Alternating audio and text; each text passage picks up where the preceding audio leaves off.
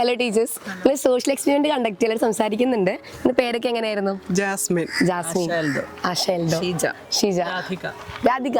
Okay, സന്തോഷം. 5 question ഉണ്ട്. വേറെ ഒന്നല്ല, നിങ്ങൾ മക്കൾക്ക് ഒരു സാധനം വാങ്ങിച്ചു ഫുഡ് കഴിക്കാനോ കുടിക്കാനോ വാങ്ങിച്ചു കൊടുക്കുമ്പോൾ എന്തെങ്കിലും ശ്രദ്ധിക്കുന്നുണ്ടാവുക പറയാൻ പറ്റുമോ?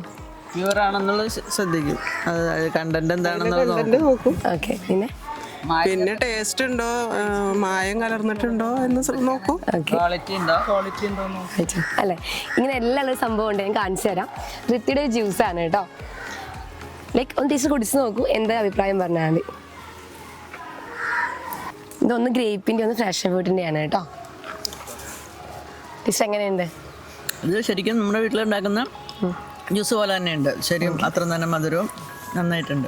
മക്കൾക്ക് കൊടുക്കാൻ പറ്റുന്നതാണോ? അതെ, മക്കൾക്ക് കൊടുക്കാൻ പറ്റുന്നതാണ്. ടീച്ചർ ആക്ച്വലി നമ്മുടെ കേരള സ്റ്റാർട്ടർ മിഷൻ അല്ലേ, അതിന്റെ അംഗീകാരത്തിൽ കൂടിയ പ്രൊഡക്റ്റ് ആണ് ആക്ച്വലി ഇത്. ഇതിലൊരു ആർട്ടിഫിഷ്യൽ ആയിട്ടുള്ള ഒരു പ്രൊഡക്റ്റ് ഒന്നും ആഡ് ചെയ്തിട്ടില്ല.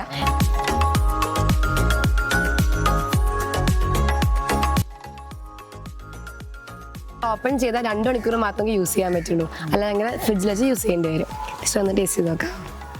ഇത് ഗ്രേപ്പിൻ്റെ ആണ് കേട്ടോ.